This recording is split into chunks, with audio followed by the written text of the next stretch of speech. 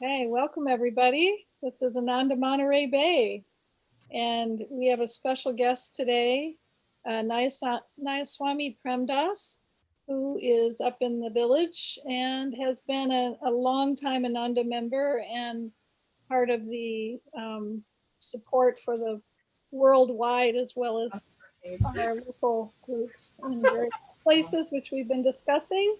So thank you for coming, and we'll start with a prayer. Let's ground and center.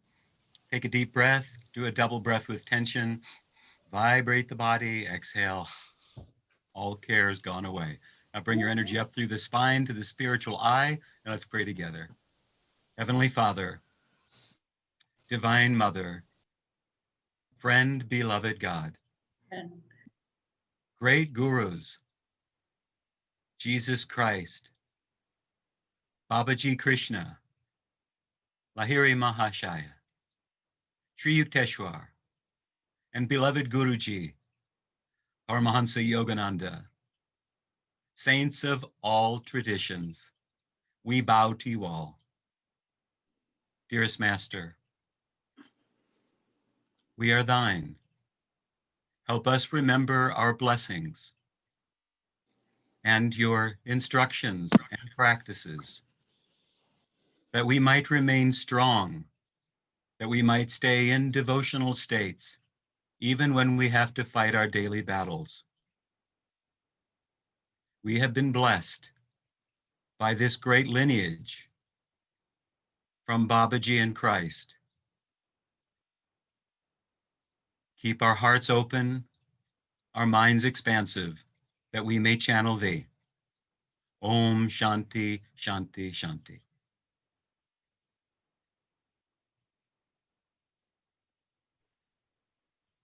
Great, we're going to start with some music. So if everyone else could just mute their mics when one person is up, that would be great. Thank you.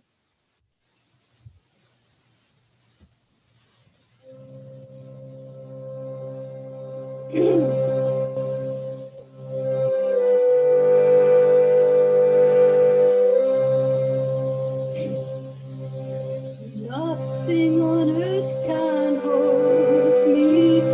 Rise on my soul in freedom.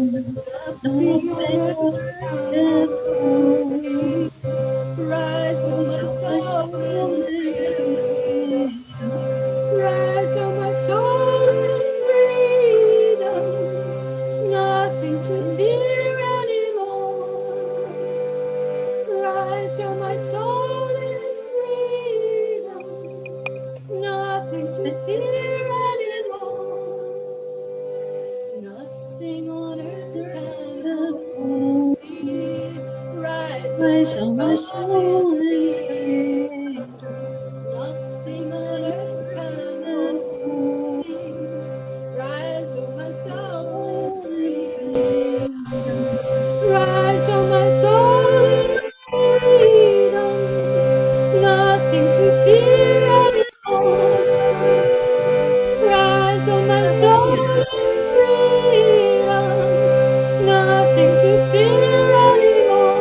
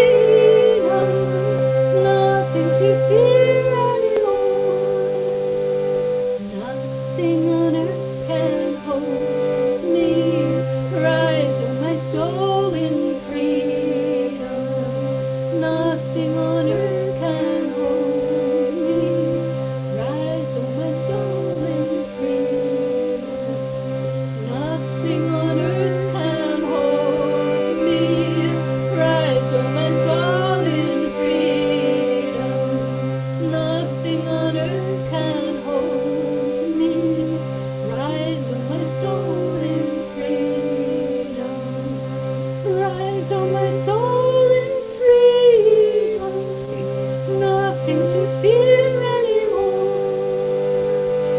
Rise, oh my soul, in freedom. Nothing to fear anymore. Rise, oh my soul, in freedom. Nothing to fear anymore. Rise, oh my soul, in freedom. Nothing to fear anymore. Nothing on earth can hold me. Rise, oh my soul, in freedom. Nothing on earth can hold me. Rise, oh my soul, in freedom. Nothing on earth can hold me. Rise, oh my soul, in freedom. Nothing on earth can hold me. Rise, oh my soul, in freedom.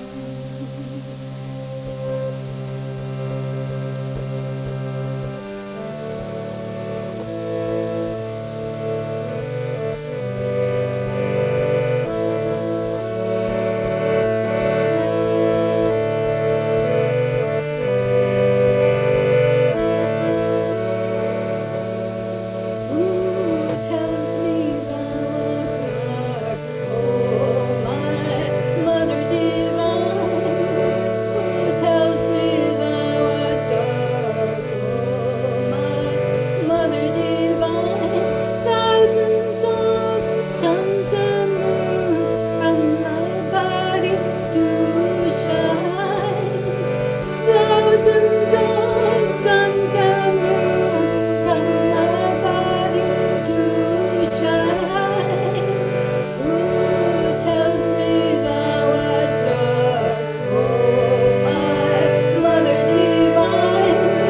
Who tells me thou art dark, oh my Mother divine? Thousands of suns and moons from thy body do shine. Thousands of suns and moons from thy body do shine. Who tells me thou art dark, oh my Mother divine? Who tells me thou art dark, oh my Mother divine? Thousands of suns and moons from thy body do shine. Thousands of suns and moons from thy body do shine. Who tells me thou art dark, oh my Mother divine? Who tells me thou art dark, oh my Mother divine? Thousands of suns and moons from thy body do shine. Thousands of suns and moons from thy body do shine. Who tells me thou art dark, oh my Mother divine? Who tells me thou art dark, oh my Mother divine? Thousands of suns and moons from thy body do shine. Thousands of suns and moons from thy body do shine. Thousands of suns and moons from thy body do shine. Thousands of suns and moons from thy body do shine. Who tells me thou art dark, oh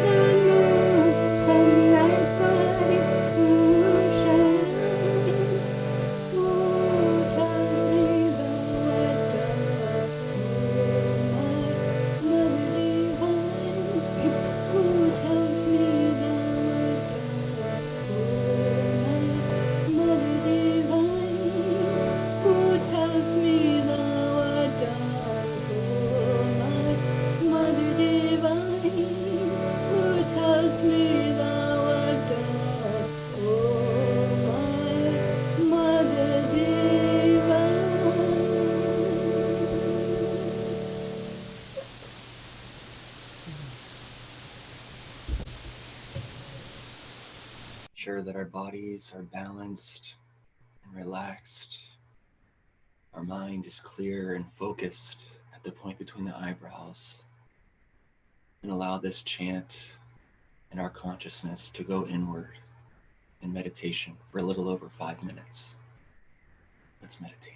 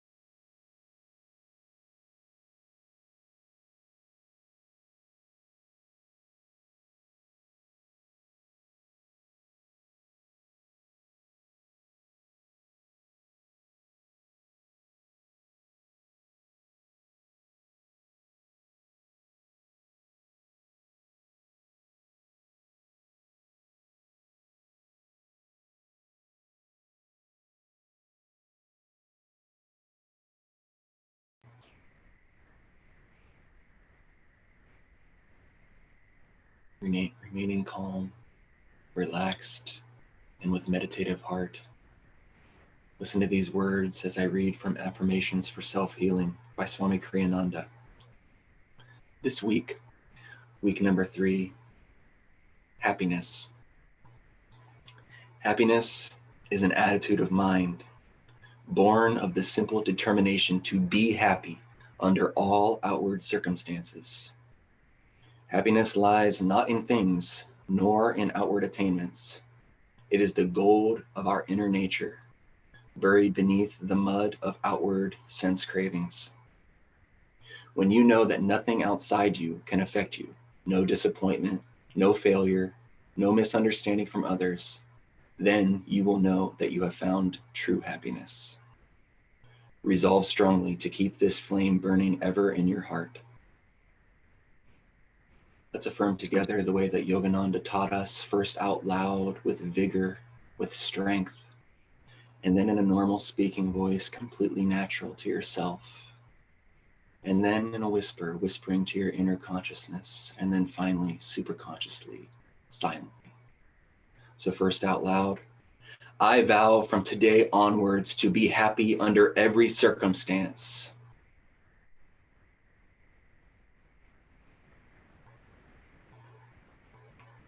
I came from God's joy. I am joy.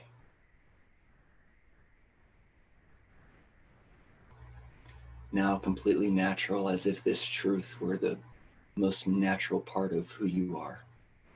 I vow from today onwards to be happy under every circumstance.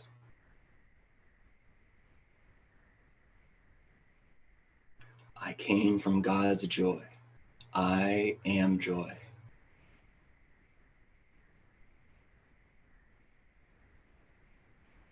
And now I'll speak out loud, but at home, whispering to your inner consciousness. I vow from today onwards to be happy under every circumstance.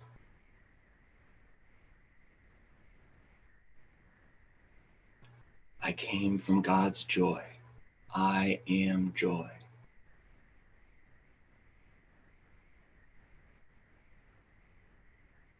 Silently now, completely still, not moving the mouth, not moving the tongue, with the attention fully focused at the point between the eyebrows.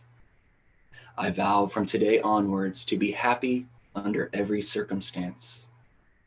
I came from God's joy. I am joy. I vow from today onwards to be happy under every circumstance.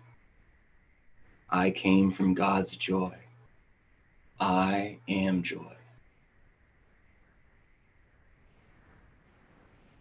And a prayer. O Lord of joy, fill me with boundless happiness, for I am thy child, made in thy blissful image. As thou art joy, so also in my inner self am I. Om, peace. Amen.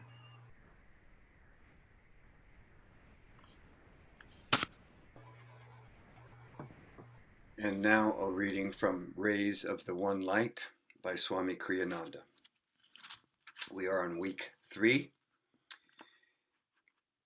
Is God present even there where there is ignorance? Truth is one and eternal. Realize oneness with it in your deathless self within. The following commentary is based on the teachings of Paramhansa Yogananda.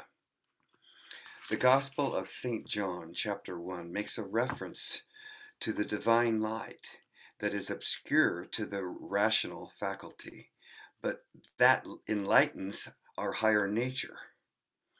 The light shineth in darkness, and the darkness comprehended it not. Reason recoils from this statement with innumerable questions. What is this darkness? Is it conscious? What would it comprehend? Anything? What sort of light would be capable of shining in darkness without transforming at least that part of the darkness in which it shines into light? Does this light shine only at night? And if so, why only then? The solution is that to divine sight, even daylight seems darkness. The sun itself, like the moon, which shines only by refracted light from the sun, is but a kind of reflection of the cosmic light which being immaterial is invisible to the lights, but which is the great source of all material reality. In Autobiography of a Yogi, Paramhansa Yogananda describes his youthful visit to Ram Gopal Muzumdar, the sleepless giant, who lived in the vision of that hidden light. Around midnight, Yogananda wrote, Ram Jopal fell into silence, and I lay down on my blankets. Closing my eyes, I saw flashes of lightning. The vast space within me was a chamber of molten light. I opened my eyes and observed the same dazzling radiance. The room became a part of the infinite vault which I beheld with interior vision. Why don't you go to sleep? Sir, how can I sleep in the presence of lightning, blazing whether my eyes are shut or open? You are blessed to have this experience. The spiritual radiations are not easily seen, the saint added with a few words of affection. This is the light that shineth in darkness. It has been described variously in the great scriptures. In the Bhagavad Gita, the 11th chapter, the devotee Arjuna is given an experience of the infinite state and exclaims in awe, if there should rise suddenly within the skies a sunburst of 1,000 suns, flooding earth with beams undeemed of, then might be that Holy One's majesty and radiance dreamed of? Thus, through Holy Scripture, God has spoken to humankind.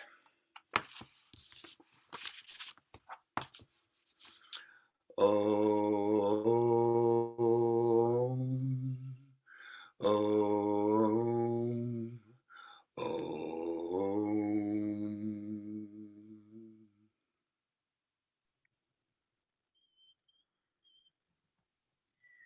From Whispers from Eternity, this is a prayer demand for removing the cork of ignorance. No more shall my consciousness remain bottled in this little vessel of flesh, corked with ignorance. No more will I remain moving through the sea of cosmic consciousness, night and day, years, decades, and how many incarnations. So close, yet never able to contact thy sea. Through the bursting vibration of cosmic sound and the surging of thy holy name, I have removed the cork of ignorance which so long separated me from thee, though we lived together so closely. Now my body consciousness will meet thy all-surrounding, all-pervading consciousness. No longer will I walk heedlessly in thee, but never knowing and feeling thee.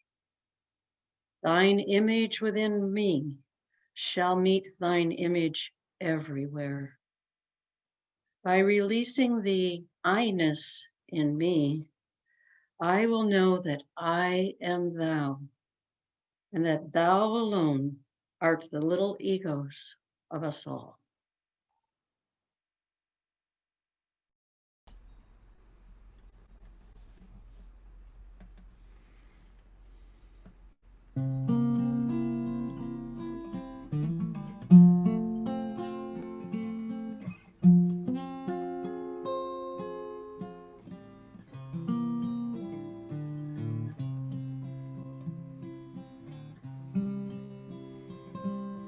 Peace gave us the mountains, peace gave us the sky, nightly when starlight enfolds us, peace is its lullaby.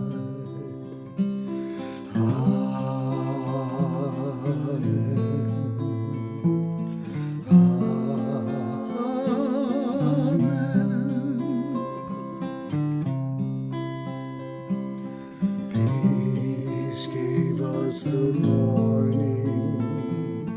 Peace gave us the sun.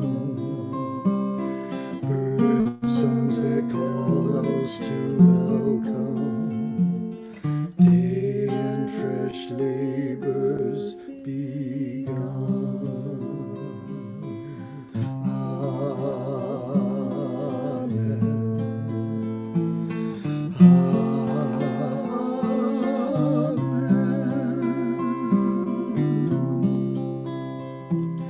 Peace gave us the seasons. Peace gave us the rain. Cool clouds that gather to bless us. Mist hands that soothe away pain.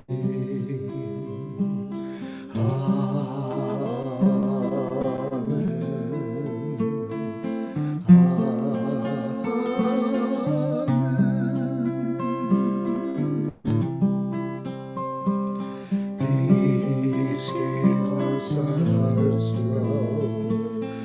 Peace gave us our smiles.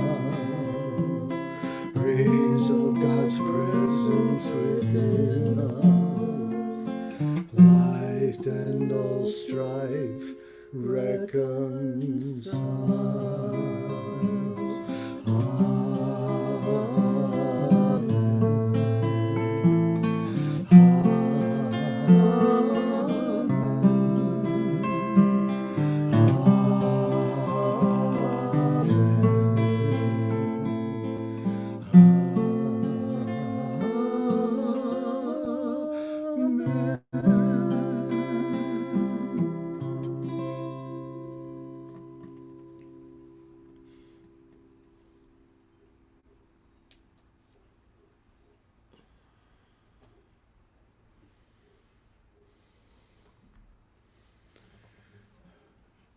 I'd like to take just a moment of our time this morning and remember this song and remember what it means. This is a week of peace. This would be traditionally the weekend of doing the peace tea. The tradition started by our friend Jason, always happening especially before the inauguration. It's been a rough week for all of us, and for our country and for our world. Just remember, peace gave us the mountains. Peace gave us the morning. Peace gave us the seasons. Peace gave us our love, heart's love. And let's take that song and the feeling of peace through this next week. We need it, and we need it now. May the blessings of our masters be with us. May God guide and direct all those in the world that they can influence, which is a large population. I do want to take one more moment and introduce Premdas. And Nayaswami Premdas has been a friend of Ananda all over for many years. A great chef, a great fun, a great spirit, a great teacher. You'll see him pop up in areas all over the country. And we're really privileged to have him here with us. So, Nayaswami Premdas, I'm going to mute myself and open it up to you.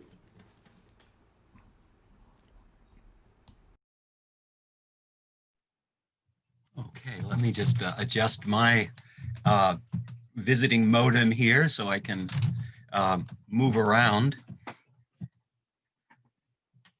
Tatwamasi. You are that. But how do we get here? It's easy for spiritual seekers to hear something like that and launch a whole lifetime ecstatically at the beginning to understand and to be part of that. An analogy would be sort of like, why when Master talked about the chakras, didn't he ever talk so much about the top of the head? Why did he kind of stop us here? Because grasshoppers, and I'm a grasshopper too, we have to have life experiences to really get it, to grok it, to feel it. If you really look at our teachings from Yogananda's recorded words, both digitally now or in books or in audio talks, he often references the heart. He talks about feelings, Satchit Ananda. That the chit in there is the consciousness, but it's a feeling consciousness. We often, out of exuberance, like little children or especially teenagers, we just want to jump right into the world and take control and take our little knowledge and say, yes, I'm great. Yes, I'm fantastic. Yes, I am that. Yes, I am a child of God and nothing can stand in my way. And we need that.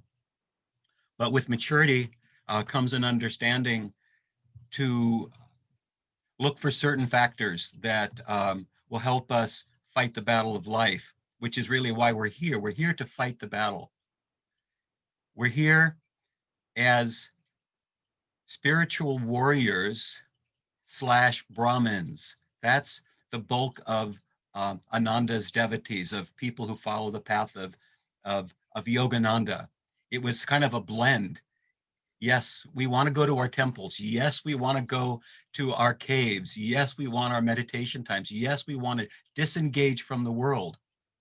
But I don't know any of us here who are true Brahmins. I mean, who are here to be Brahmins. It doesn't mean we're not becoming them. But this is a path of energy. Master was very clear. He said, the greater the will, you could all repeat this if you want to, the greater the will, the greater the flow of energy. The greater the flow of energy, the greater the magnetism.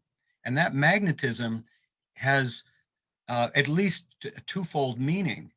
I often tell people who are students on this path, and that's what I do. I help students on this path, people who are seekers who want to understand Yogananda's teachings, and I help prepare them for Kriya. I'm part of a team that does that. Very active with people around the world, online and offline. But you have to apply those things, because why do we have to apply them? Why is it important? Why is this discipline something that only time can bring us? I don't know anybody. I mean, I've read about accounts, and Master talks about some too, who are instantly enlightened by the touch of a guru. Well, I've been not instantly enlightened, and I'm not saying I'm enlightened, but I've been brought, like all of you have, very quickly into a greater understanding. But we have to do our part.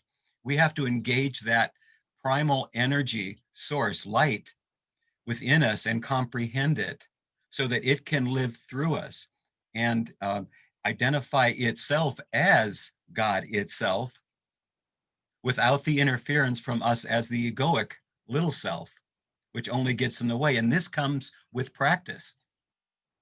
This comes with, yes, having a great affirmation like today, you know, for I am thy child, made in thy blissful image. As thou art joy, so also in my inner self am I. We are also wisdom, love, light, sound, calmness, peace, energy, power. We are not mice. We are not, even mice are stronger than what mice are made out to be. I know I've got an infestation at the house, you know, like many of us get from time to time. And I bless them, but I'm also a spiritual warrior, and the mice aren't supposed to be in my house. So what am I to do? I apply spiritual principles. I pray. I pray that the mice move on. I then act accordingly as a spiritual warrior, and I set mousetraps because I've given them every chance. I have listened to them. I have pleaded with them. I have loved them. I've also had to remove some who didn't do so well, but I've had to encourage them to not stay there. Seems like it's working so far. Actually, haven't had an infestation sighting for at least 2 months. Why do I bring this weird stuff up? One, because those of you who know me for 30 years, I'm weird. And I've got a great sense of humor. And that's why all of us are here, especially the Monterey Bay folks. Those of you who are newer, welcome to one of the crazier aspects of Ananda, the freedom that I've experienced in the Monterey area through people who aren't here with us today or are with us has always been a joyful, fun experience. Ever new joy. Satchidananda, take it to heart, literally. Take it and feel joy, feel exuberance, feel power. Celebrate.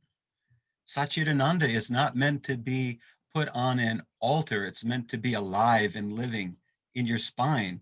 And that starts in part by opening your heart, the center of chitta. Some traditions talk about Satchidananda a little bit differently, but Master made it very simple for us. We are so blessed to have an enlightened teacher as Yogananda was and consciously is, to be able to infuse us through time. He left his body in the early 1950s, but his message still lives on. This is how consciousness works. We don't have to defend people who say, oh, your guru's dead and he's moved on. And Yogananda himself told us what? Don't look at this body. You don't need all these images. He didn't say don't use them, but what he said is don't think that's who I am. I killed Yogananda long ago. He killed Mukunda, which, by the way, is a great name. Bringer of liberation is what he was baptized as. Not bad, huh? And blessed by Lahiri Mahashaya. Interesting. And he killed Swami long ago. He killed Paramhansa, he said long ago. Nothing is left in this body but God. Now, we can't say that, and hardly anybody can say that today without getting a lot of resistance, to put it mildly. What does this have to do with these times? You know, today, I've been real busy the last few weeks with a lot of different things coming on. And by the nature of the work I do for Ananda, I'm online all the time. I live online. Frankly, it's not something I really want to do and be known for, but this is how we communicate these days. And the talent I have that I've been given allows me to reach out personally, privately in meetings and in groups around the world. I'm personally involved with and the lead instructor for our Path of Kriya Yoga, especially for discipleship, which to me, not because I'm running it, but is the most important aspect of our teachings, is discipleship, because it helps one receive the gift of Kriya. Don't misunderstand. Kriya is so important, so wonderful. But don't enter this path just to get Kriya. Enter this path to know God. Kriya will be your super airplane ticket ride to that place. And you will be given that as a disciple of Master. We have the requirement, which new people sometimes don't understand, that you have to be a disciple. You have to declare discipleship to get Kriya through Ananda. That's partly because we have to have people go through life experiences and also discover that this wisdom and knowledge is not here. It's in the heart. It's the heart of the issue. It's the heart of the issue. The divine comes through us in many ways, but its strongest identifiable aspect can be found in the heart. The center of the chest, the heart chakra region. You have to be a warrior to get there.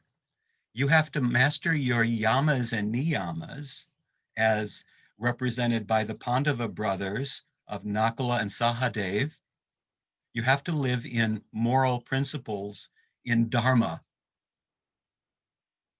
Then you can take those and through your fiery willpower, as Yogananda uniquely taught. He received this through his guru, Yukteswar, but he uniquely shared with the world something we have that's a great gift, a real understanding of the significance of the Bhagavad Gita and the Mahabharata. Arjuna, the great warrior. Oh, I can't show this. We'll share this later. I'll send this out. This is a picture of, let's see if I can do this. No, magic. So in the Bhagavad Gita and in the Mahabharata, there is a very important moment, and that's when Arjuna is given the grace, this is important, is given the grace to see who Krishna really is. Now, first of all, just to see Krishna, that would be pretty good. But when Krishna then tells him that he's shown him very much, but no one can really see who he is, but he is going to gift him because of his devotion, because of his heart and willingness to be a channel and wanting further understanding. Krishna reveals himself, which to me is the highlight of the whole Gita and of the Mahabharata, as Vishnu. More importantly than just the word Vishnu is that everything of creation is shown to Arjuna because he has been graced for his work. He had to work to get there. He was blessed from the beginning, but he had to acknowledge it. Arjuna in the Gita basically has 18 chapters to get the message to move forward. If you listen to the audio version of a Gita, just a pure translation, it's only 3 hours, probably the shortest of all the available scriptures of the world for the depth that it has. The book it comes from is one of the longest scriptures in the world. That makes sense.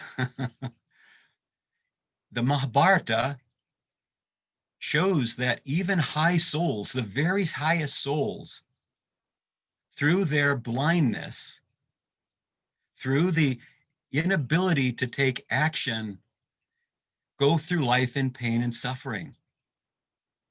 The great king Dhritarashtra, who was the father of all the Kurus, of the warriors on the dark side, let's call it the dark side, refuses to acknowledge the evil that's permeated his family. And because of it, that allows the play of God to take place where evil takes over the world. Even the Pandavas, who represent the good side, we know that because the battle's fought and we know the end results and all this stuff, they refuse to engage for a lot of it. They try to live in Dharma and not act. And they actually become mendicants. They go to the forest. They take themselves out of the picture and do penance. There's a lot of significance to this, but my point is they have to come to a reckoning at some point that they have a place to play in the world as kshatriya, as spiritual warriors. They try to become Brahmins at times, and that's not their karma. That's not their dharma. They deal with the different levels of society, from the Brahmins, the priests, the recluse, the ones who go to the forest, the sadhus. They deal with them. They deal with other warriors. They deal with the merchants, and they deal with the servants. But their role that they came in to play was to be spiritual warriors, to stand for the truth, not to deny it, but to stand to it. That does not mean, I'm not calling anyone to any action here than you are designed for. But what I'm calling on you today is to recognize who you are. How we recognize that you are that, we have a prescription as disciples of Yogananda. And whether you have Hongsa, energization, Om technique, Kriya, and many of the 100 other techniques that Master said, if you just do a few of these, you go all the way. Do them. Do them. Even if you can't meditate every day, do your practices when you can. Live in the light. Your practices actually are part of a discipline that will bring your mind and heart and nervous system into alignment with your Dharma. What does it say? I'm looking over my wall because I want to remember this. Dharma rakshati rakshitaha. Protect your Dharma and it will protect you. Jato Dharma tato jaya. Where there is adherence to right attitude to Dharma and action, there is victory. So perhaps your action is to pray. Perhaps your action is to do Kriya. Perhaps your action is to follow your guru. Now, one thing the Mahabharata keeps telling us in both the Gita and in its longer text is not only is where there is Dharma is there is victory, where there is Krishna, there is victory. And I'm not doing a Hare Krishna thing on you right now, saying you have to follow Krishna, but follow the consciousness that is Krishna. That's more important than the emanation of the physical being, whether he existed or not. Just like Jesus, whether existing or not in body, the message of God has come through that essence, that recognizable being of consciousness. And if we can, as Krishna says in the Gita itself, with pure devotion, follow me, I will protect my devotees. If you see that the guru, for anyone, anyone's guru, a true master will have that. It doesn't matter whether they're a guru from India or a guru from Palestine or a guru from next door, a real enlightened being who has taken on the mantle, who has become one with God, can take you all the way. We have a tried and true master that is with us now. It's pretty miraculous when you accept that time is also a factor in this, and you can relax a little bit. You may not be fully enlightened yet. We may not be fully enlightened yet, but we're directionally going that way. I often have to remind students that this path is one of direction. And think about it, even the aspect of time that these gurus have given us through Yukteswar, through Master, is that we're in a system of yugas, and there's good news here and there's bad news. It's all time. We are here and consciously present now, and the Mahabharata story and the Gita took place at a time of descending Dwapara into descending Kali. Many believe on the Hindu path that the system of the yugas is a little different than Yogananda and his guru explained it. And that's fine. It works. Okay. But our guru and his teacher, Yukteswar, said that we are on the point where ascending Kali Yuga has ended, and we are now in the beginning of the Dwapara age. When I say the beginning, I mean like the first 300 years of 2,400 years. The good news is we're going up. The bad news for newbies on this path is when they hear that we're in a new age, and Master said we're in a new age, I have to remind them, I show them a clock. And I show them that if you're looking at a 12-hour clock, if you had the hour hand, we're more like 7:30. And we got a long ways to go. But we're going, and we're exactly where we need to be. Each of us as soldiers for the truth and light and love and power came in at this time to hold that light, one, for ourselves. This is the dual path of Master's teachings. We're here to become self-realized. We're here to take advantage of these gifts. But at the same time, we're part of the big play, just like all the characters, even the evil guys, but the seemingly evil guys in the Mahabharata, they're all there to play their part. But if Arjuna, the warrior, the fiery self-will, doesn't say yes to the battle,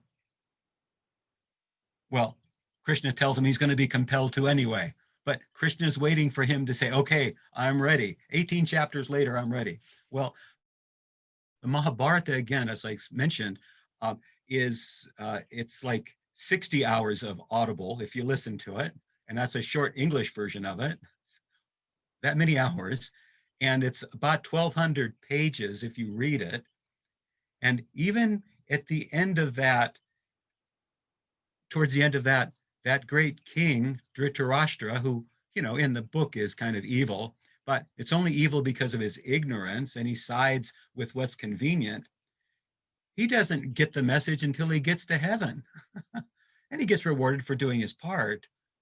But even those enlightened beings, when they don't act on their Dharma, are stuck, and they have pain and suffering. And he has to lose all 100 of his children, as well as his fortune and fame, for him to move on. Now, the good news is, for any problems we have, taking this to a personal level, any issues you think qualify to exclude you from blessings and grace and heaven, get over it, because the gurus, and this path especially, reminds us that as long as you have devotion for God, even the greatest sinner, as we say in our Festival of Light, will be recognized as a child of God. That's why it's called self-realization. God realizes that already. God knows that.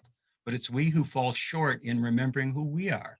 Satchidananda isn't out there. Satchidananda is in you and active at all times. Now, originally today, this week was chock full of potential sermon subjects.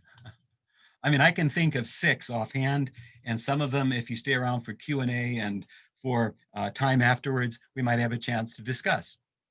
But remember what tomorrow is here in the United States. And this is only in recent American history, but nevertheless, timeless. It's Martin Luther King Day. Martin Luther King Day. If that rankles, I'm not talking to you now, I'm talking to the general public. If that rankles anybody, they haven't stepped up to fight their battles. Because there's only Dharma in that image and memory of that great servant of God who was also willing to become a warrior. Swami wrote a wonderful song, kind of in the spirit to address some of the 60s and 70s energies that were around, and the willingness to get out there and fight for social causes. And brother, I have a faint suspicion you and I have been led astray, taught to drive the devil from us. We're inviting him to stay. What we need is light, for we can't drive out the darkness with a stick, No, we can't drive out the devil with a stick. Now, it goes on. Brother, have you ever wondered why the darkness lingers on? If we want to see the sunrise, let us turn and face the dawn. What we need is light, for we'll only best the darkness when we love. Yes, we'll only best the devil when we love. Well, that saying is very similar to what Martin Luther King said. And whether Swami was influenced by that, or that was just the essence, that generic essence that was flowing through at that time, and he was aware of it, Martin Luther King stated, a shorthand, hate cannot drive out hate, only love can do that. The longer sentence it came from is, darkness cannot drive out darkness. Only light can do that. Hate cannot drive out hate. Only love can do that. Use this for inspiration going forward in your own challenges, but also this is a time of great reckoning in the world. This is not just the United States. I know I'm talking to people all over the world. India is going through its stuff. Italy's going through that stuff. We've got COVID. We've got pandemics. We've got populations that are having to face reality about just surviving day to day. We've been pretty blessed in this country, and we are protected to a certain extent in this country. That's why Yogananda was asked by his teachers to bring this teaching here. This was the place where self-realization could blossom. As much as it was available in India, the modern form of our teaching couldn't flourish there then. Yogananda brought this to the United States. There's a reason why that was part of that legacy and why Kriya is spreading so quickly around the world. Ananda's work especially is multiplying very quickly. I know, because we went from originally like 10 people in an online class 4 times a year just for discipleship, let alone now we've got like 350 people in 2 different lessons and meditation classes from around the world. And we're not proselytizing. We're not out there selling, waving the flag saying, come join our meditations. We're only charging, I think, less than, it's about $60, $70 for a class. And I'm not here, again, to sell you on anything, but people are looking for us and they're finding us online. There is a hunger and a need. And most people aren't coming asking for Kriya. They're looking for peace. They're looking for joy. And Master's teachings of pranayama all the way through Kriya are the solution. Our good friend, Kriyacharya Dr. Peter, who runs our clinic, will tell you one of the best ways to address PTSD and any neurological issues is to practice the pranayama of Kriya. I can vouch for that. I have a family history of stuff like that. I don't seem to have it, but I'm aware of it. And I've seen other people and I coach people. And if you want to change your life, change your nervous system, this is the outward physiological side. But if you want to really experience and be able to experience Satchit Ananda, ever new joy, then jump into your practices because they are guaranteed to do what Patanjali and other great masters have said, and that is to move the energy in your body and to release the vrittis. I call them like the nitty vrittis, the gritty vrittis. They're obstructions to your own inner and outward growth. We all have them. I was just, I'm doing an online program right now for some other issues that I just was good time. You know, I need stuff to do besides this as well. And, but I'm finding my level of engagement with that program is really deep because I've got these teachings and I'm getting immediate results in some aspects of my life that are so important. My point here is that if you take these teachings, they are extremely practical. This isn't pie in the sky spirituality. This is feet on the ground spiritual solutions and realization. Tat Twam Asi, you are that. You are Arjuna. You are every aspect of that Dharma that's trying to merge back in. And with your practice, you too will have that vision of Vishnu that Krishna promised, that the Guru, our Guru, Paramhansa Yogananda, made available to us. Now, in closing for the talk, a great book that I often reference in my work, I hope you can see this. Here, you can see a little bit there, Swami. Look at the way it does. Anyway, this is In Divine Friendship, the book. And this is letters Swami wrote over the course of about 40 years. And in almost every letter, whether it was a compliment to him, a challenge, or even a legal threat, he usually wrote in divine friendship because he would remember that there was light even in the darkness, even when he was opposed by things that were karmically maybe appropriate, but still could have railroaded him off of this path and we wouldn't be here probably together today. In what I send out to people when I'm teaching, I usually end with that as well, but I also put a phrase down that Swami used from time to time. And I'd like you to think about this and try to live this too. For Ananda, for you. We are part of a great tide of loving, joyful energy that wants to give and give as long as people are happy to receive it. If we live by this and we remember the Guru, which has been our birthright, he picked us, we can't help but move forward, not only in this life, but in many lives. So many blessings to you all. It's my joy to be with you today. Om Shanti Shanti.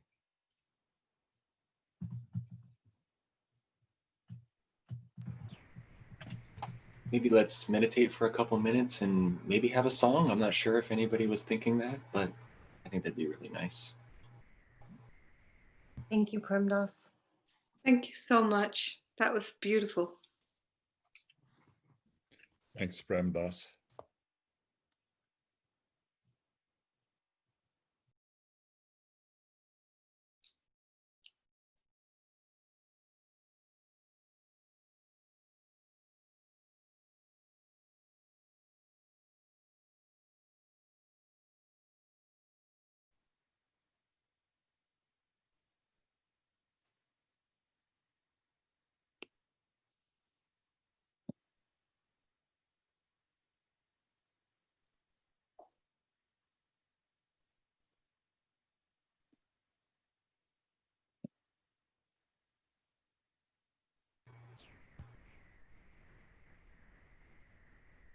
Well, Jai Guru, everybody. I don't have a harmonium in front of me, and I'm not sure if the song was trying to happen, but Jai Guru, and maybe we could just open up the Q&A. Good move. Good move. Very good. I want to thank you, Premdas. It was a wonderful talk. And it hit to the heart of this week. Hmm. And when you were talking about the yugas and the yuga cycle, I know there's a lot of us, well, Pam and I have been around Vyasa for many, many years, so we have been thoroughly briefed on the yugas our whole life, our Yeah. whole, well, Whatever, this whole long time, century. Yeah.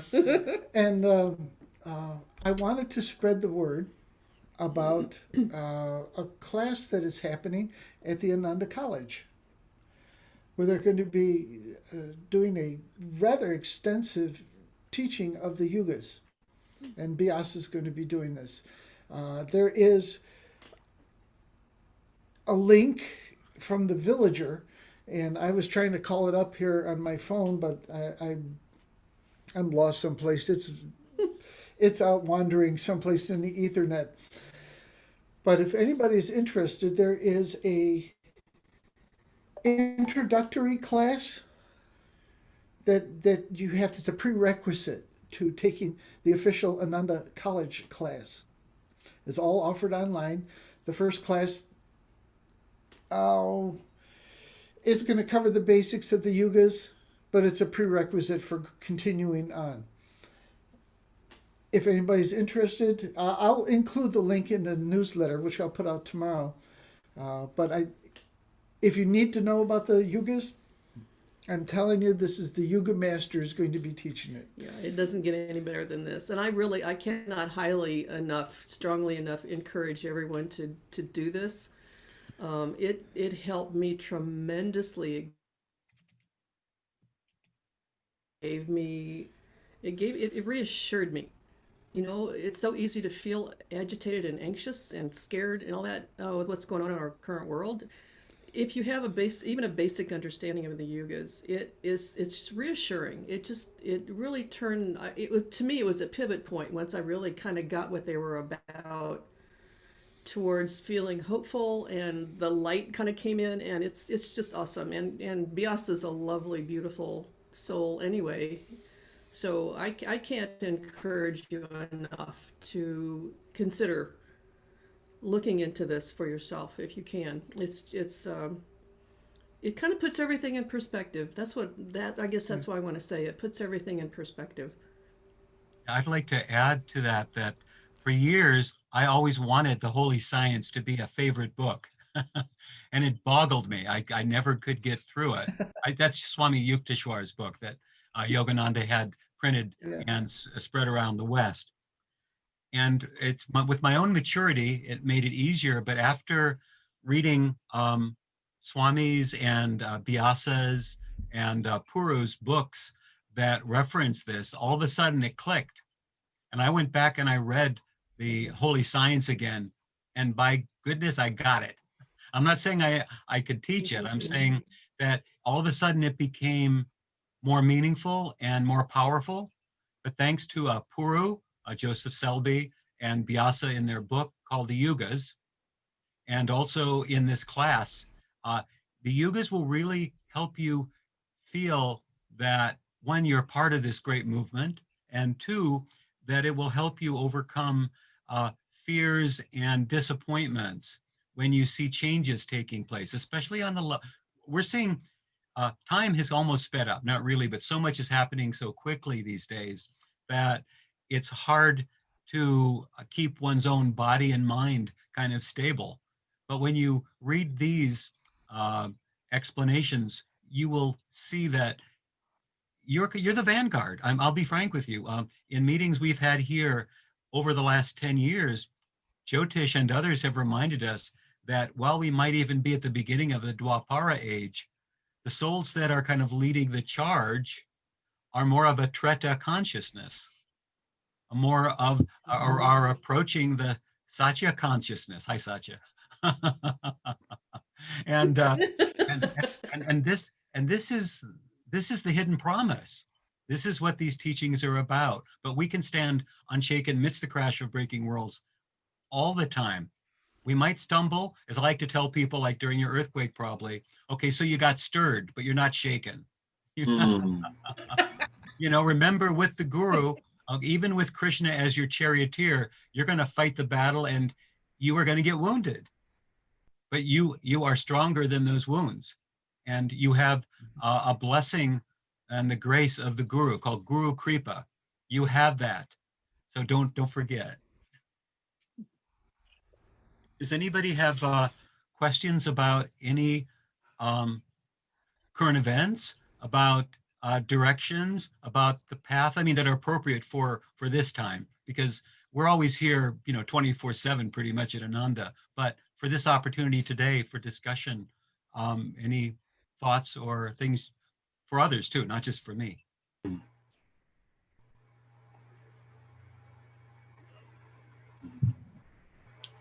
I'll just say, Premdas, I really loved everything you were talking about, especially, you know, I think Ananda attracts a lot of people who are real go-getters. You know, Kriya itself attracts people who are go-getters, who are awake and ready. But really highlighting like the foundation is discipleship, you know, and even the attitude of like wanting to give.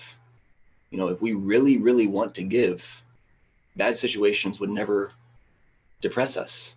It would make really clear what our Dharma is. We want to give. There's a need, time to act.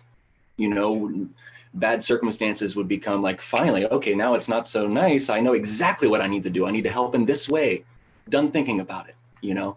Yeah. So it's that kind of what I would just call like that true, strong discipleship that really is the foundation for all the Kriya and all the extra, I don't want to say extra things, but it's like you're already a Jivan Mukta. If you love Yogananda with all your heart and you're ready to give no matter what, you're already a Jivan Mukta. So I start all my classes with that Tatwamasi, but then I say, how do we get there? And then I tell people, part of the way we get there is to know just by the fact that you're here. What did Swami used to do in front of large groups when he had devotees out there?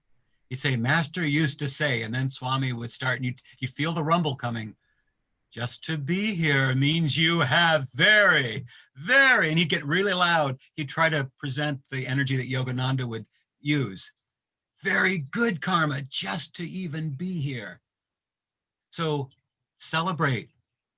You know, gratitude's an important aspect of the spiritual path, but also to remember who you are is essential. So celebrate that. That's being devotional. It's okay in a humble way to say, God, it's me and you. I can deal with this. I like this. Wherever I go, you're with me. And when I forget, you'll remind me. And when I stumble and fall, you'll still be there. And whatever form that takes, whether it's somebody's comments to you, whether it's looking at a picture, I carry a locket of Master's hair in my pocket wherever I go that I received. When I was in Carmel in Monterey, when I was in the depths of my despair, I'd been to Ananda. For the first time, I'd come back and I was a new disciple and I wanted Master. And I wanted him in body. And I thought, oh, maybe he's not my guru. He's not in body. And I was teaching at a little fat farm, a spa up in Carmel Valley. And I had to teach a water aerobics class. But they hired me too because they wanted some yoga. So I had a yoga class, but there was 30 minutes in between. And these were pretty cheap people who were hiring me, but nevertheless, it was close to my house. And they wanted me to fill a half an hour between the two. So here I'm doing a fat farm water aquatics, and then I'm doing yoga for some people who are brand new. So I'm kind of below my grade teaching in my head, and I want my guru. And in between, I figured I've got 15, 20 minutes. I'm going to do energization and let people follow me. So I'm doing energization. And one day, when I'm depressed, but trying to get my energy up, there's a woman who's doing the energization a little bit faster than me. She's ahead of me. And I see a little flash of a bangle. And I go, and this was 1994. And I'm like, uh-oh, uh-oh, I wonder if she's from SRF. I wonder if she's going to report me to the ministers there for teaching this in public. And afterwards I said, is that a bangle? She goes, yeah. She goes, are you an Ananda boy? And I looked at her and I said, yeah. She goes, you felt like one of Swami Kriyananda's own. Mm. How long have you been with Ananda? And I said, oh, about 1.5 years. She goes, really? Wow. And I said, well, are you with SRF? She goes, well, I used to be. And she was very quiet. And I said, what do you mean you used to be? And she was wearing a brown kind of monk nun outfit. It was really weird at this place up in Carmel Valley. She says, well, I'm here with a dear friend, a woman I served, and we're promoting a book on Yogananda. And I looked at her and I said, is that the Divine Trilogy? And she said, how do you know? And I said, I'm an Ananda boy. The week before, I'd been up at Ananda, and that book was just made available. We're the first people to carry it. That's the trilogy built on Durga Mata's diaries of living and serving Yogananda and Rajarsi Janakananda. I love that book. It's a book I highly recommend because it's like living with the guru and seeing it through the eyes of someone, even a description of his physical body. But it just helps the devotee who wants that sweetness. And that's what I wanted. So I love that book. And I said, I have a copy. She says, how'd you get a copy? I said, Ananda. We're always kind of on the cutting edge. And so she said, you need to meet the woman I'm with. And I said, is that the woman who helped Durga Mata write the book? She looked at me, she says, oh, that's right, you're an Ananda boy, you're Swami's. I said, yeah. She says, well, we're here to help promote the book. And we just arrived in town and we need to find bookstores in the Carmel Monterey area. Do you know any? And I knew all the major players in the area. In fact, I would often go into those bookstores and rearrange Master's book, whether they were SRF or Ananda's. It didn't matter to me. Just I'd always make sure they looked nice, facing out and doing stuff. So I wound up giving them tours and introducing them to places. But that's my prayer had been, why can't I have Master in the body? I just need, why doesn't he appear to me some night at the foot of my bed? I don't care where, just show up. And so I meet the woman who is Durga Mata's assistant. And as we parted company after an hour of discussion, and she was just blasting me with calm energy, she said, you need to have something. I'll be right back. So she comes out and she gives me a little Kleenex tissue. And I go to open it up. She says, no, don't open it up. If you open it up and the wind blows it, it's gone. And I said, what is it? She goes, Durga Mata used to brush Master's hair. She never let any of those hairs go. She saved them all. At her death, she asked me to distribute them to devotees whenever I found them. And you need to have this. Mm. And I started crying. I was put at this fat farm to teach Ananda yoga and nobody's listening. And I have to do water aerobics. And, oh, how horrible life is. Why can't you take me, Guru? Why can't you put me into some position where I can do you some good? Well, I was able to introduce them and get their books out in the Monterey Peninsula area. And then anyway, but that memory and having this locket with me for almost 30 years now was life-changing. And it's left me twice and it keeps coming back. And the last time I had to accept that it was gone and it showed up again. Anyway, I have Master. I don't need to have it, but it's my talisman. It's my reminder. Just like doing all of the things that Master gave us reminds me, rechannels me back into that focus again.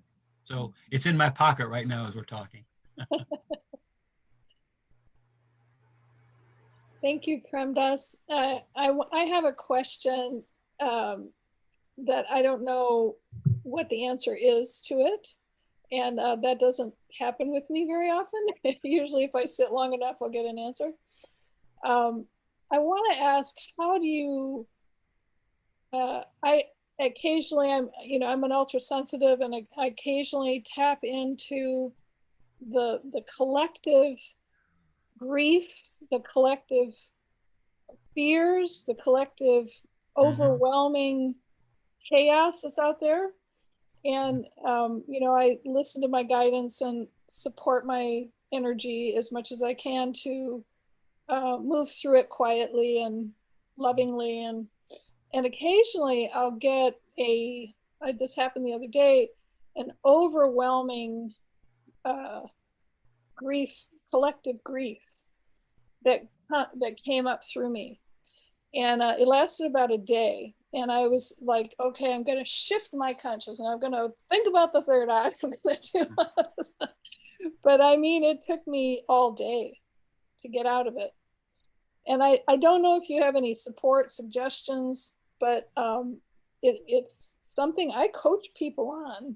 Yeah, But what I'm finding is I get to a point where there isn't a coach there. Right. I have my guides and they give me information and that's helpful. Yeah. But anyway, I don't know if you have any. I find that the higher you get in consciousness, you also have more responsibility to process and take care of the whole collective. And I don't know if that's what I'm experiencing. So I don't know if you have any suggestions or help. Well, one, there is a lot of spiritual literature out there, but pick the appropriate ones that sort of match the circumstances. I got to tell you, the Mahabharata has been my lifesaver the last couple months. I started off about Thanksgiving, and I would listen to 2 chapters a day from this one audiobook. And I learned a lot from it, but I also saw parallels for our times. And again, that was descending from a higher age to a lower age, but we're kind of on the mirror side, but on the increasing age. And we have this guru, we have Yogananda. Now, I too, I didn't sleep well last night. We all have this. It's okay. We're not supposed to be perfect. We're here to experience these things. I have learned so much more about compassion, not just being a spiritual warrior, but to have compassion and to be hurt, and to see what appears from my human point of view at times to be unnecessary pain and suffering that people have out of their own ignorance or naivety, or just by being in an environment that's toxic. And I want to change that. I feel hopeless at times. I feel stripped of my own spirituality. I mean, just this morning on this, again, I was doing a weight loss program, okay, without getting into it, but I've been real successful at it. It's been really good. But I found myself going through some analysis on that. It's a really good program. It's a psychological approach. But I've had to address some of the things that I knew and I was teaching to other people. But I needed to hear it from both myself and a higher self and in a different venue. So one, we all need that. So satsang, don't hesitate to admit that you're feeling this stuff, but go to your real guru bhais, your compatriots, and share this stuff. And Krishna says in the Gita and in the Mahabharata that if you can have 2 people who get together to remember and talk about God, they're blessed. He's not talking about they're going to get to heaven. They're blessed in the moment. So that association with like-minded, uplifting, sattvic people who are also warriors, right? Who are also servants. So they serve, they gather together in truth, and they meditate together. This venue we have right here, these people, talk amongst yourselves. 1, 2, entertain yourself. We need a break from this constant bombardment of information. I mean, I'm a news freak, okay? I was from the time I was born. I read newspapers at an earlier age. I would go to school and talk about social events and current events, and I was rewarded for it. Well, a lot of people here in the village, are kind of, I'm not saying their perception is they don't need that and they don't want that. And I honor that. I feel like a St. Francis monk who, my brother is in the cave, and my part of my job, because I have that ability, is to make sure he or she doesn't get bothered, right? So it's appropriate for some people not to want to engage on these things, but some of us have that karma and that dharma. So that's okay, but then you have to say, is this taking me Am I grounded and centered? Is this too, not just toxic, but is this too rajasic? Is this taking me out? In my teachings that I share from Master, I make sure people really get the 3 gunas. Does this take you down into low or no or unconsciousness? There's really not a place where consciousness is not, right? But does this diminish your consciousness? That's the tamas. Does this take you out of your center? That's the rajas. Or does it take you inward and upward? Namaste, namaskar. And if you can't play in those other fields without being absorbed by them, then you need to run away from them. But there are times you can engage, but you have to engage with God when you do it. That's why Krishna is the charioteer in the Gita. That's why the Pandavas who are outmanned win. Because Krishna even does little tricks because he sides with Dharma. He sides with devotion. So those are some of the things to remember, and to know when you can go no farther, and to take a break is all right. It's okay not to be perfect. God, Krishna loves everyone and will support them. The Guru will do that with any aspect of devotion that you give in any form. Just disengage. The world will go on. There's a lot of great warriors out there, whether they're on our path or not, most of them aren't, who are doing their righteous duty. I do have faith in that. I just hate to see more pain and suffering.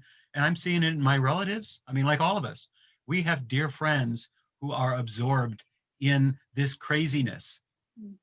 I mean, it's crazy upon crazy upon crazy. If you ever need examples of our spiritual path and the negative side of what can happen, you don't have to go far. I've had to go into dark websites for my job.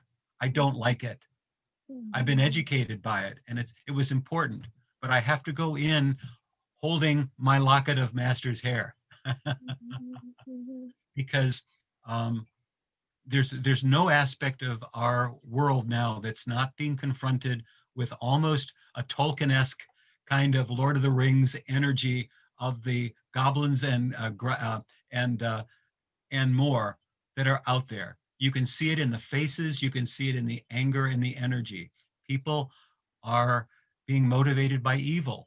Yes. And I don't hold them ultimately responsible, but there needs to be an equal amount of light in the world. And how you do that light is your karma and your dharma. So again, I'm not calling people to step forward today and go out there and, get on the line or do something drastic or more physical. But we have to hold to our principles. We need to support each other. That's the real awakening.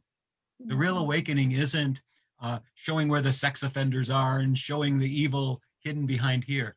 We've got to practice this in the light of day. So know that you're doing your part, Robin. You're hosting this. You got very good karma. Well, I'm very grateful for it. It helps me a lot. Yeah, that's how I didn't realize by trying to help others, I was helping myself too. Yeah. And that goes back to my childhood and going forward. And I was blessed to love God and to find a guru in an answer to my search, because I physically met other gurus, acceptable gurus today in the guru marketplace. and they're real, and they're real gurus. And I have friends who are involved with them, but they weren't my guru when I met them. And I was hungry, and I was worried that I wasn't going to find one. And then when I came across Yogananda, it was like extra on the side because he wasn't alive. But anyway, by looking for God, I got to where I'm at, to be blessed and to be in a community like yourself, to be involved with all of you. It's a real blessing. I mean, it really is. Yeah. Thank you so much, Premdas. You're welcome, Robin. Premdas, Nirmaha here. Nice to see you. You too. I really appreciated your talk. That was a lot of good stuff. Thank you so much. It's always good to get the juice that way. And Robin, just a side comment. I started out as a Protestant minister once upon a time, Right. and going through occasional depression is considered an occupational hazard for ministers. It has been for hundreds of years. I mean, there's writings about this, that it's, you take it on in the world, that's part of the cost. So, and yeah, so is it part of our work as ministers in the world? Yeah. As Ananda ministers, I think that it's some of the same kind of thing. We hit the opposition, it attacks us because we're on the point. Right. Yeah. Premdas, I noted that Jyotish and Devi put out a note about QAnon, and I was happy to see that. And it was a specific, I can't remember the language, but it was a specific repudiation, because some people have been caught up and confused by that. Do you have anything that you would like to comment about that? Well, I was glad to see it. Again, my involvement in social media was showing me stuff for the last couple months, actually the last year. And I have been adamant about going to the right people here at Ananda and getting their guidance on what I was seeing. But also, let's be honest about our path. And we're not ones who really are aware of a lot of world events. We're aware of most of them because we're worldwide. But we have a mission. Yogananda's work is 100 years. His personal work is a little over 100 years old, and our path of self-realization, as is explained, is kind of even newer. And Ananda, as one of the venues for promoting that, is even younger. We're 50 years old. And the world doesn't understand us. We have to be very careful, in my opinion. This is my argument in the last year and a half, 2 years. Ananda went through a lot of pain and suffering because of a lot of misunderstanding of spiritual growth back when I first came in the early 90s, where we were being attacked by Yogananda's own organization. And we were thrown under the bus many times. And we had to continue, those of us who believed in this, and many of you are here who went through this with us. I was living both separate. Then when I went into Palo Alto, I had to confront this daily with protesters and people saying ugly things. I mean, the last thing they needed to know is that we believed in Babaji, who was, beyond time, and I don't care how you would interpret that, but, that was just an easy one. But the world will twist things. I'm not saying the world's evil, but those who need to do things would find us an easy mark. And it would take our energy away from focusing on sharing this as divine friends, and we'd have to defend ourselves. Well, with this latest thing that's come up in all of our society and around the world through social media, Ananda was dragged in, not willingly, but we were getting feedback. I was seeing and getting feedback for the last year from people who were noting different recognized Ananda people. I'm not talking people who would necessarily come to mind, so don't misunderstand. There wasn't any leadership involved with this, but people representing themselves and in inserting Ananda teachings or Yogananda's teachings or quoting Swami or a Gandhi or whatever, and they were taking things out of context.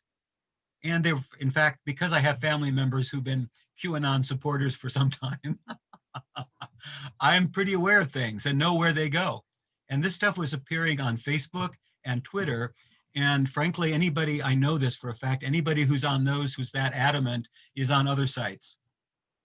And so things were creeping out there. And the last thing Ananda needed was to have people misunderstanding about what our mission is, or to think that these people represented how people felt here. Now, I will tell you, there are people in Ananda who are Republicans and who are conservative, and there's a very few who, and in the village specifically, there's a very few who would kind of go with the QAnon thing.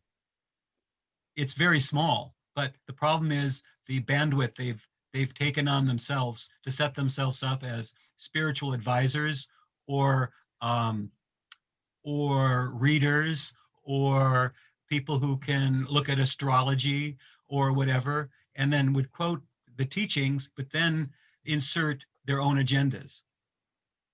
And they were doing it not only again on those two sites, but others. And then we have a lot of young people. There's been an emphasis on Ananda for the future.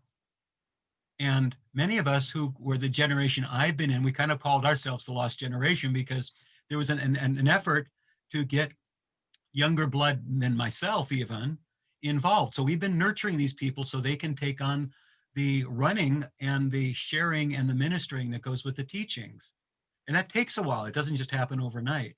Well, some of the younger energies don't have a direct connection with Swami, and they don't have a even farther relationship with Master at this point in their experience, and they're blending the two.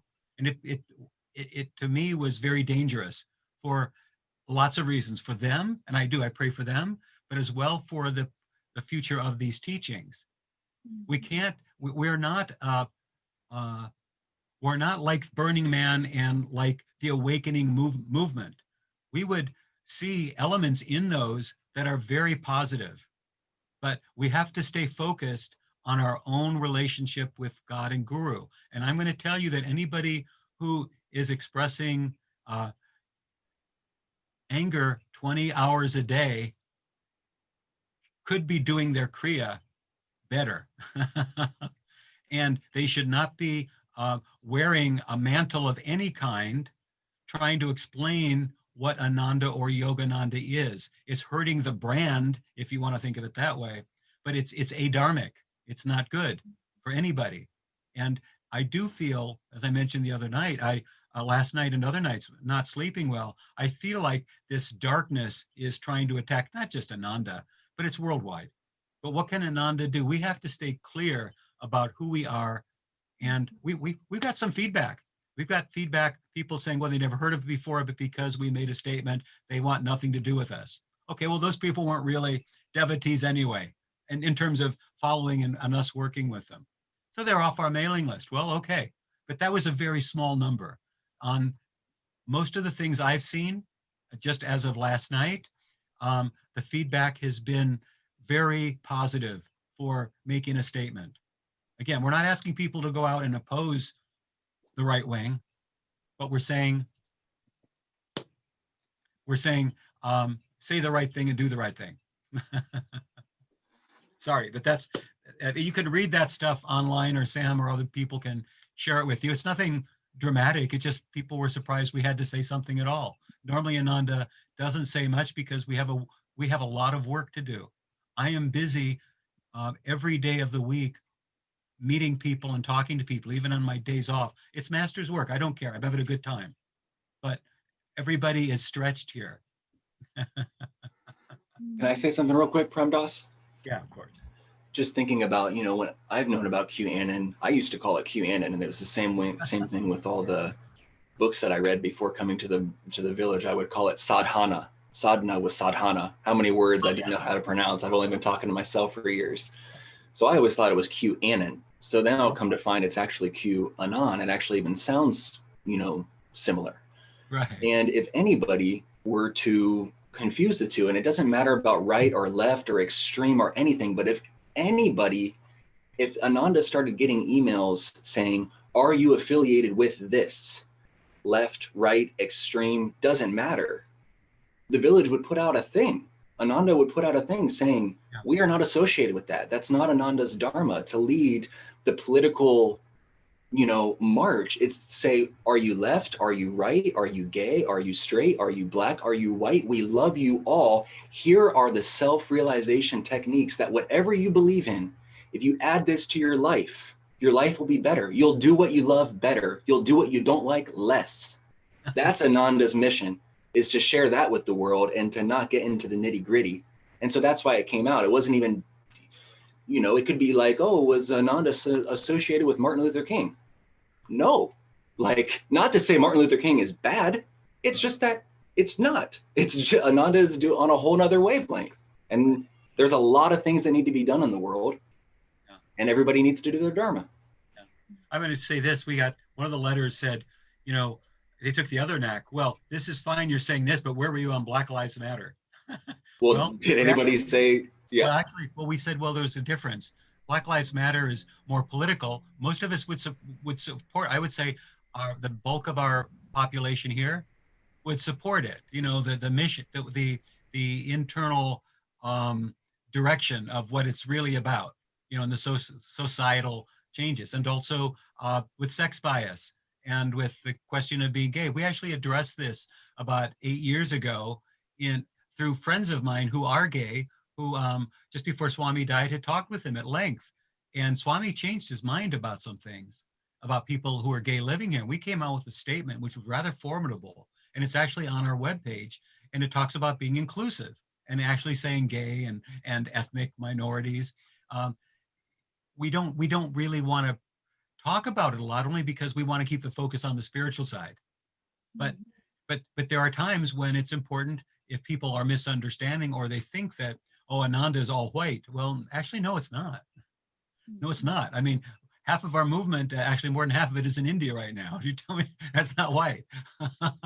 But my point here is that we will rise and say, if it's in Dharma or not. But if people start associating us with something, or it's getting confused, we need to make a statement too. So that's why Jyotish and Devi, with all the stuff they have to do, this was about a week in the works, that statement, once enough evidence was kind of shown that people were being affected by some of the statements that were coming out. It wasn't just the fact that there's Antifa or there's QAnon or whatever, and Ananda needs to get into that. It's because we were actually receiving letters and questions online from people all over the world saying, I read this, is this true? So anyway, that's where it all came from. Yeah, to me, it was very, very simple. It wasn't even saying anything is right or wrong. It was just saying, no, that is not a limb of Ananda. Right. Done. Let's meditate. You know? Yeah. I think it's encouraging. I kind of wanted to let you all know that the plan was to include a copy of that letter in our newsletter, so you'll be able to see what Devi and Jyotish, Ananta and Maria, Pranaba, Parvati, Anandi and Bharat, and everybody at the village has signed this, the leadership that signed this letter. That was going to be part of our newsletter, and you'll see it either later today or tomorrow. Right. Okay, Sam, can you take us out with Joy, Joy, Joy? And then we'll have a song after. So I could, but I got to do Peace and Harmony. Oh, Peace and Harmony. Okay, go for it. We have to have Peace and Harmony. And Premdas, you haven't heard this, I don't think, but everybody else here has heard it a lot. Lord, fill this world with peace and harmony, peace and harmony, peace and harmony. Lord, fill this world with peace and harmony, peace and harmony in this world.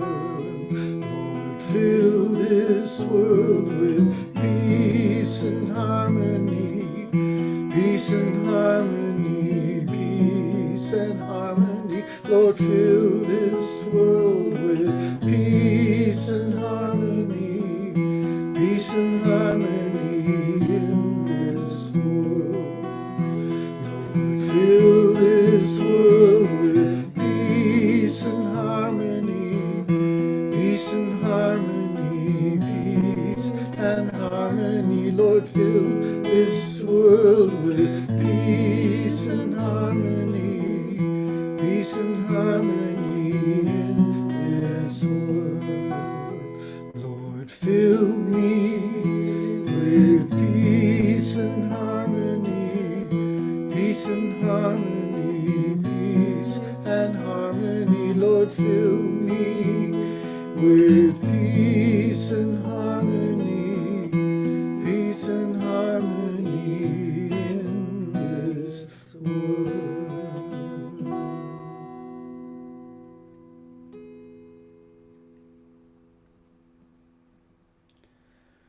Paramhansa Yogananda Maharaja ki Jai!